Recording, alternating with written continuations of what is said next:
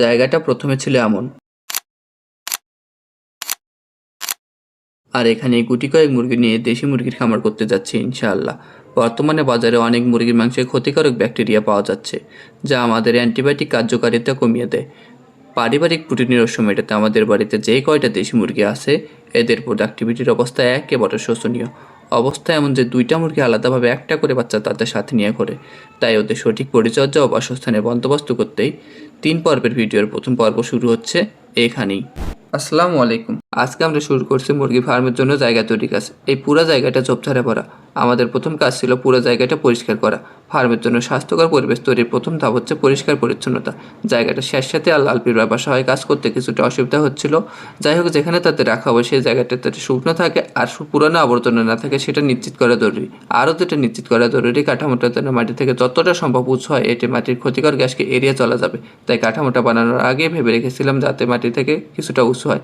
কীভাবে কী করবো সেটা আগেই মিস্ত্রিকে বলে রেখেছি, যাতে কাজের জায়গাটা প্রপারলি রেডি থাকে কাজ করার জন্য।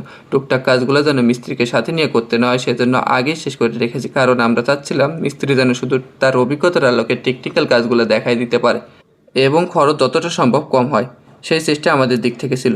কারণ যত কিছুই হোক, খাজনার থেকে বাজনা বেশি বাজানো যাবে না। সর্বোপরি এটা আমাদের একটা পরীক্ষামূলক উদ্যোগ।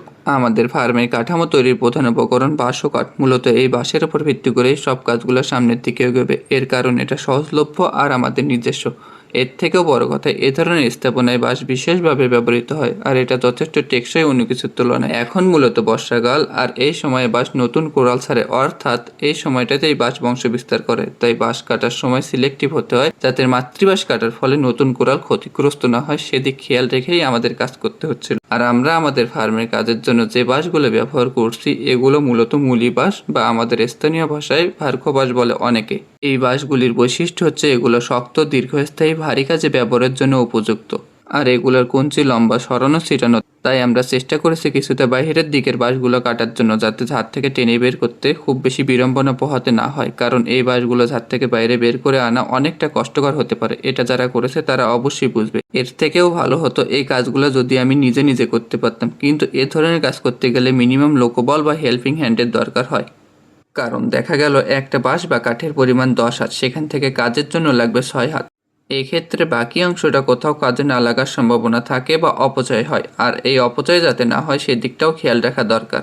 এরপর আমরা আমাদের প্রয়োজন মতো বাঁশগুলি কেটে নিচ্ছিলাম, আর এর সাথে সাথে যে জায়গাটায় কাঠামোটা বানানো হবে ফিতে দিয়ে ওই জায়গাটা মেপে নিচ্ছিলাম আমাদের কাজের সুবিধার্থে। পরিমাপ করা হয়ে গেলে নির্দিষ্ট জায়গায় খুঁটি পোতার জন্য যতটুকু প্রয়োজন মাটি খুঁড়ে নিচ্ছিলাম। বলে রাখা ভালো, এই খুঁটিগুলো সব সিমেন্টের খুঁটি, কারণ ভিত্তি হিসেবে বাঁশের তুলনায় সিমেন্টের খুঁটি দীর্ঘস্থায়ী হবে। এদিকে মিস্ত্রি তার কাজগুলো এগিয়ে নেওয়ার ফাঁকে আমি প্রয়োজনীয় পেরেক লোহা লস্কর বাজার থেকে নিতে গিয়েছি। সারাদিন জুড়ে একটু পরপর থেমে থেমে বৃষ্টি হয়, কাজ আগাচ্ছিল খুবই ধীরগতিতে। এর জন্য আমরা সারাদিনের 3 ভাগের 1 ভাগ সময় কাজে লাগাতে পেরেছি মাত্র। আর এখন মোটামুটি আমাদের ফার্মের ঘরে কাঠামোটা দৃশ্যমান। বৃষ্টি আমাদের কাছ থেমে দিলেও সবার কাছ থামেনি। মহান আল্লাহর অনুগ্রহে বর্ষায় ধান লাগানোর কাজ চলছে পুরোদমে। ফাবিয়াই আলা ই রব্বি কুম্মা তুকাজ্জিবান। অতএব তোমরা তোমাদের রবের কোন কোন অনুগ্রহকে অস্বীকার করবে?